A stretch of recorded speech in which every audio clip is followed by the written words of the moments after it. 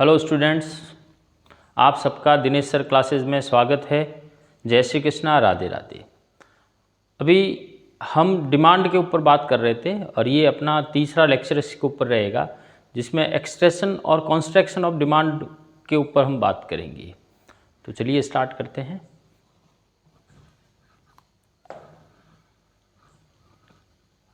Change in quantity demanded,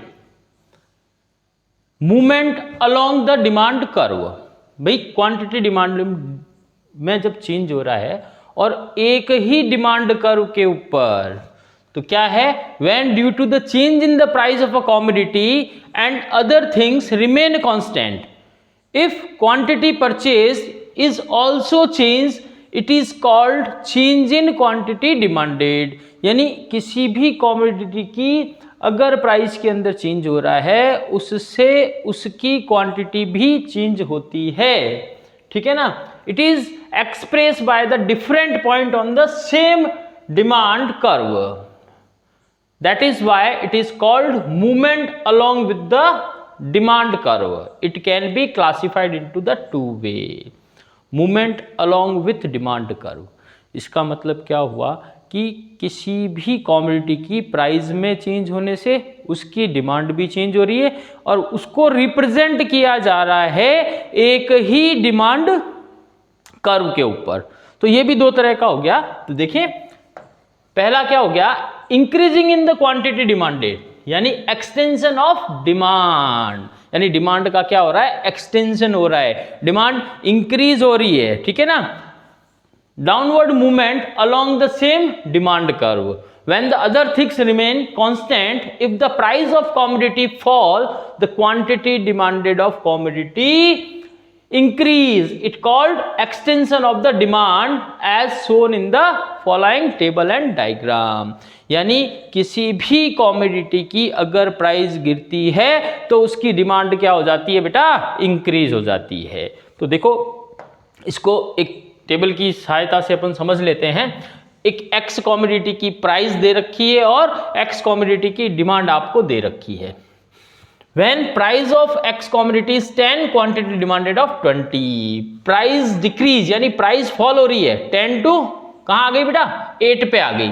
तो quantity demanded जो है वो dx से इंक्रीज हो गई, 10 से इंक्रीज हो गई, कितना हो गई, 20 हो गई। अब इसी टेबल को अगर हमें ग्राफ पे दिखाना हो तो o, x और y ये हमारे क्या हो जाएंगे भाई, एक्सेस हो जाएंगे।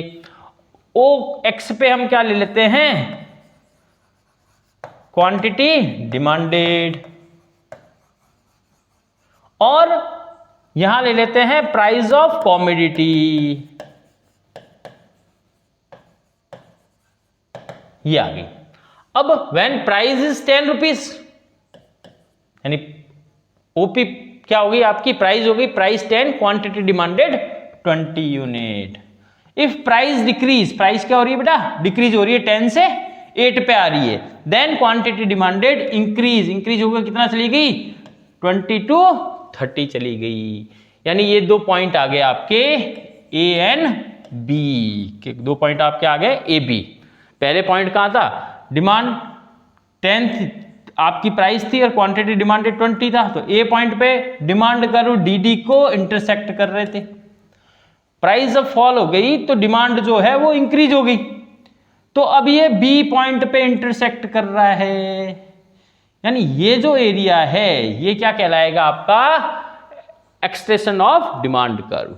एनीवे, अब टेबल 4 क्या है, इसी को अपन प्रेजेंट करते हैं फिगर 4 में। So when the price of decreasing from ₹10 to 8 per unit, quantity increase from 20 to 30 units and the consumer moves from upward to downward. यानी कहां आ गया बेटा, ऊपर से नीचे की तरफ आ गया, from point A to point B along with these same demand curve dx and dx। ये आपका dx जो है डिमांड कर्व, या dd आपका डिमांड कर्व हो गया। इसको बोलेंगे एक्सटेंशन ऑफ डिमांड कर्व, है ना। डिमांड आपका क्या हो रहा है, इंक्रीज हो रहा है। अब सेकंड क्या है इसके अंदर, decreasing in the quantity demand, यानी डिमांड जो है वो डिक्रीज हो रही है। और कब होगी, व्हेन प्राइस इंक्रीज, जब प्राइस क्या होगी बेटा, इंक्रीज होगी, तो क्या होगा, क्वांटिटी डिक्रीज हो जाएगी, जिसको बोलेंगे अपन कॉन्ट्रैक्शन ऑफ डिमांड, यानी अपवर्ड मूवमेंट, ऊपर की तरफ क्या करेगा, मूव करेगा on the same demand curve. When the other things remain constant, if price of a commodity increase, the quantity purchase of that commodity tends to decrease. जब क्या होगा, प्राइस इंक्रीज होगी तो क्वांटिटी डिमांडेड जो है वो decrease होगा। इसको हम एक टेबल की हेल्प से जो है समझने की कोशिश करते हैं। तो ये देखिए, पी एक्स प्राइस ऑफ वही एक्स कॉमोडिटी आ गया, D x demand of x commodity हो गया। When price is 10 rupees, quantity demanded 20, price increase 10 to 20, quantity demanded decrease, ये क्या हो गया, 10 से 15 हो गया, तो क्वांटिटी डिमांडेड क्या हो गया, डिक्रीज हो गया, नीचे की तरफ कितना हो गया, 10 हो गया। अब देखो वही ओ एक्स और वाई, ओ एक्स एक्सिस पे हमने क्वांटिटी डिमांडेड लेना है,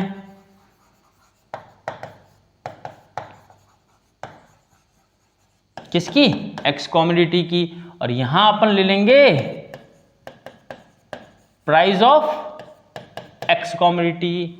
when price is 10 rupees, quantity demanded of commodity 20, है ना, प्राइस कितना है, 10 रुपीज है, तो क्वांटिटी डिमांडेड कितना हो रहा है आपका, 20 हो रहा है। अब प्राइस इंक्रीज हो रहा है, 10 से कहां जा रहा है, 15 पे जा रहा है, तो क्वांटिटी डिमांडेड जो है 20 से डिक्रीज हो गया, कितना हो गया, 10 हो गया ना, 10। तो इसको क्या बोलेंगे अपन, कॉन्ट्रैक्शन ऑफ डिमांड, ठीक है ना। अब पहले डिमांड कर्व क्या था आपका, ए था, अभी क्या हो गया, सी हो गया, यानी ये क्या हो रहा है, अपवर्ड मूवमेंट हो रहा है सेम डिमांड कर्व पर। तो क्या लिखा है, table 5 and the figure 5 so when the price increase rupees 10 to 15, 10 से 15 इंक्रीज हो रहा है पर unit, quantity demanded tends to decrease from 20 to 10, तो 20 से कहां आ रहा है, 10 की तरफ आ रहा है। Move from downward to upward, तो अब कहां शिफ्ट हो रहा है, डाउन, नीचे से ऊपर की तरफ, है ना, फ्रॉम पॉइंट ए टू सी, और डी डी हमारा क्या हो गया, डी एक्स या डी डी आपका डिमांड कर्व हो जाएगा। तो ये आपको अपवर्ड और डाउनवर्ड जो मूवमेंट था वो हमने बताया, ठीक है ना। अब इसके बाद में हम बात करते हैं, एक और इस तरह का क्वेश्चन जो है वो बन सकता है, चेंज इन डिमांड, भाई चेंज हो रहा है डिमांड के अंदर, और शिफ्टेड ऑफ डिमांड कर्व, वहां पीछे एक्सट्रैक्शन और कंस्ट्रक्शन में क्या था, सेम डिमांड था, यहां क्या होगा, डिमांड कर्व ही शिफ्ट हो जाएगा, या तो अपवर्ड शिफ्ट होगा या पीछे की तरफ शिफ्ट होगा, तो उसको हमें समझना है।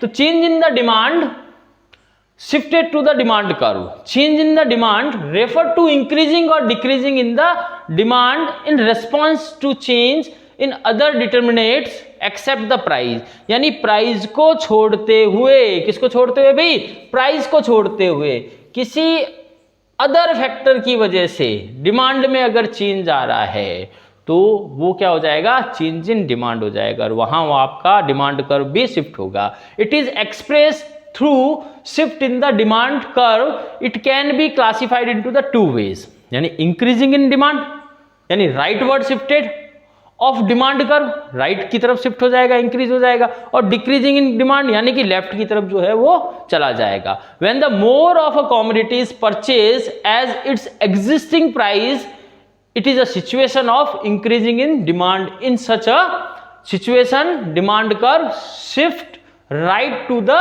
origin. It can be explained in the table 6 and figure 6. ये क्या कहना चाह रहा है कि जब सेम प्राइस के ऊपर, वही प्राइस है जहां पहले 10 यूनिट्स खरीद रहे थे, अभी उसी प्राइस के ऊपर अपन 20 यूनिट जो है वो परचेज कर रहे हैं, तो डिमांड कर्व जो है वो राइट की तरफ मूव हो जाएगा, शिफ्ट हो जाएगा, ठीक है।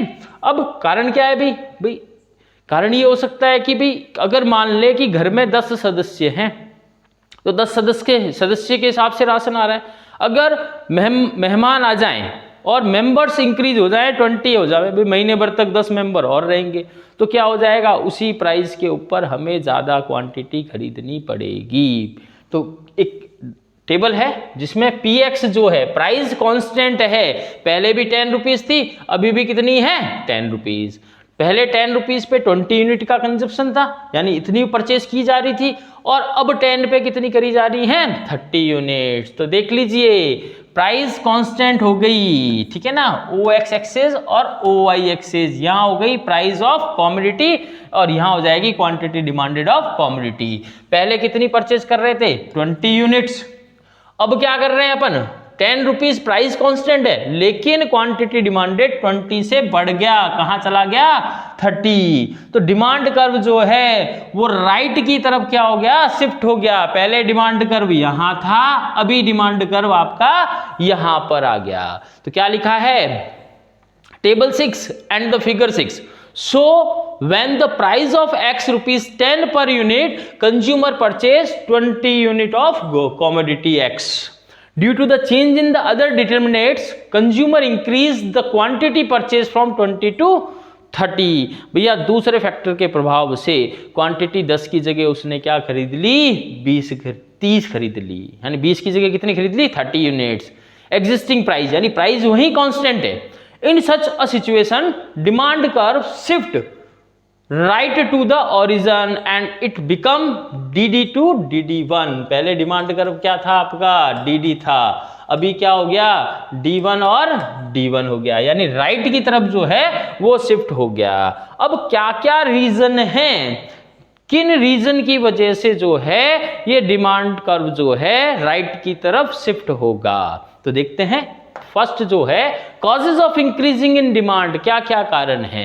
When the price of substitute goods increase, जो सब्स्टिट्यूट गुड्स है उसकी प्राइस इंक्रीज हो जाए, है ना। अब सब्स्टिट्यूट गुड्स क्या थी टी एंड कॉफी, अब टी की प्राइस क्या हो गई इंक्रीज हो गई, कॉफी तो कांस्टेंट है। तो क्या हुआ, जो कंज्यूमर पहले क्या कर रहे थे टी को कंज्यूम कर रहे थे, वो कहां शिफ्ट हो गए कॉफी पे चले गए, ठीक है ना। इस वजह से जो है डिमांड कर्व भी क्या हो जाएगा शिफ्ट हो जाएगा, क्योंकि कॉफी की प्राइस में तो हमने चेंज नहीं किया। सेकंड क्या है, when the price of complementary goods decrease, complementary goods की क्या हो जाए प्राइस डिक्रीज हो जाए। पहले कार उतने में ही आ रही थी, अभी भी उतने में आ रही है, लेकिन पहले पेट्रोल की रेट थी अंडर 100 और अब अबव 100 हो गई, तो प्राइस इंक्रीज हो गई, तो क्या हो जाएगा भाई डिमांड कर्व पीछे की तरफ शिफ्ट हो जाएगा और प्राइस क्या हो जाएगी भाई डिक्रीज हो जाए। अभी जो पेट्रोल की प्राइस है उससे अगर 50 रुपीज आ जाए तो कार की डिमांड जो है वो बेटा इंक्रीज हो जाएगी, ठीक है ना।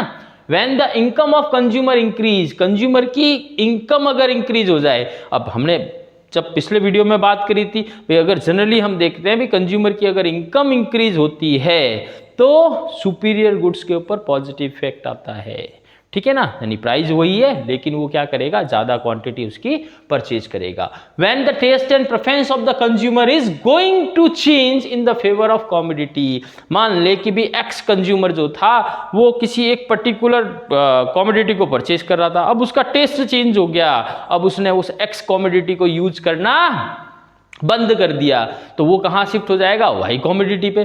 तो वाई कॉमोडिटी की जो प्राइस है वो तो कांस्टेंट है, पहले भी उतनी थी अभी भी इतनी है, लेकिन उसकी डिमांड मार्केट में बढ़ जाएगी। फिर क्या कह रहा है, when the consumer except that the price of commodity is going to increasing in the future, अगर कंज्यूमर ऐसा एक्सेप्ट करे कि भविष्य के अंदर जो है उसकी प्राइस और इंक्रीज होने वाली है, तो उसी प्राइस के ऊपर वो ज्यादा यूनिट क्या करेगा परचेज करेगा। अब फिर लास्ट क्या है, when the national income is equally distributed, अगर नेशनल इनकम का सभी लोगों में इक्वली डिस्ट्रीब्यूशन किया जाएगा तो सभी लोगों की परचेजिंग पावर एक जैसी हो जाएगी। जो पहले कंज्यूमर का ग्रुप उसको अफोर्ड नहीं कर पा रहा था वो अब उसको अफोर्ड करेगा, तो वो उसको परचेज करना स्टार्ट कर देगा। इस वजह से भी सेम प्राइस के ऊपर ज़्यादा क्वांटिटी की डिमांड होगी, ठीक है। अब दूसरा इसका एस्पेक्ट अपन देखते हैं डिक्रीजिंग इन डिमांड, यानी डिमांड क्या हो रही है डिक्रीज हो रही है, यानी डिमांड कर्व लेफ्ट की तरफ जो है शिफ्ट हो रहा है। प्राइस हमारी कांस्टेंट है, उसी प्राइस के ऊपर कंज्यूमर जहां पहले जो यूनिट खरीद रहा था अब उससे कम यूनिट जो है वो परचेज कर रहा है, ठीक है ना। तो उसको अपन बोलते हैं leftward shifted to demand curve. When due to the change in the other determinants except price, if quantity purchased decrease, it is called decreasing in the demand। तो उसे हम क्या कहेंगे, decreasing in the demand अपन बोलेंगे।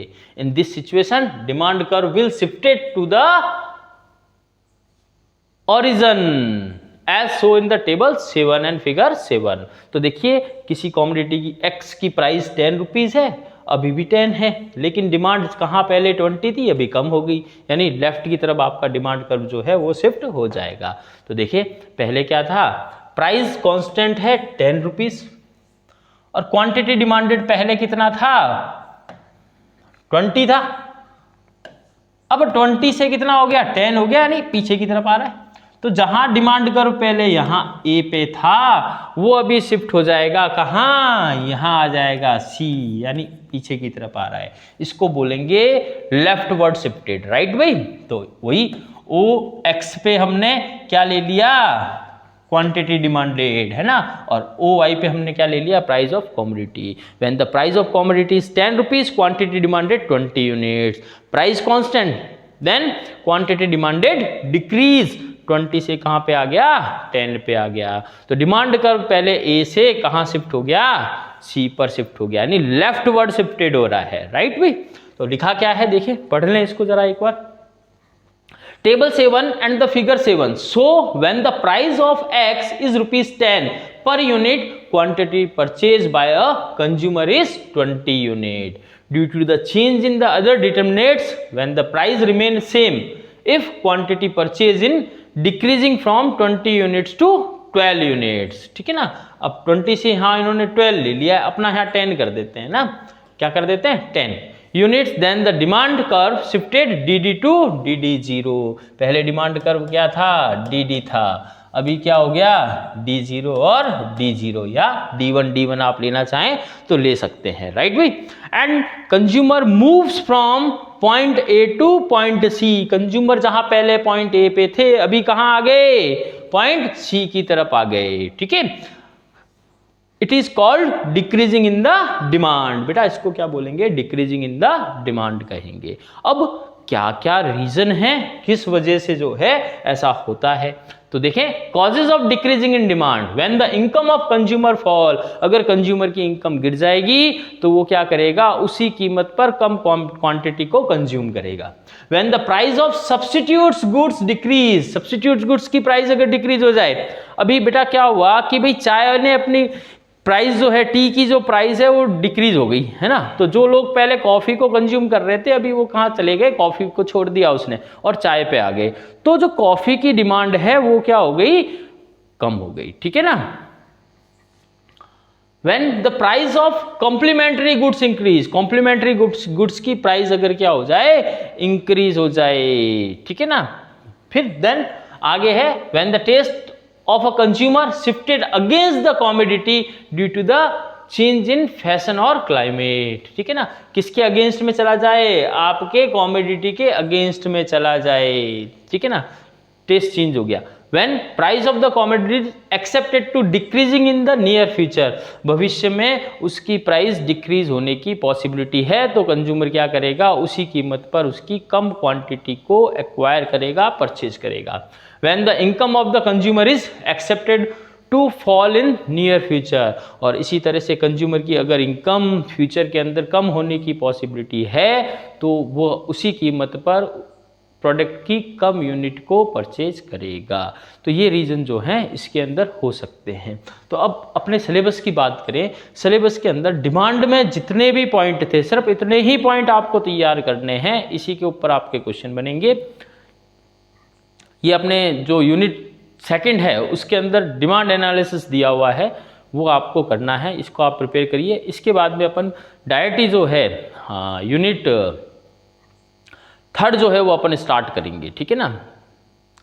जय श्री कृष्णा, राधे राधे।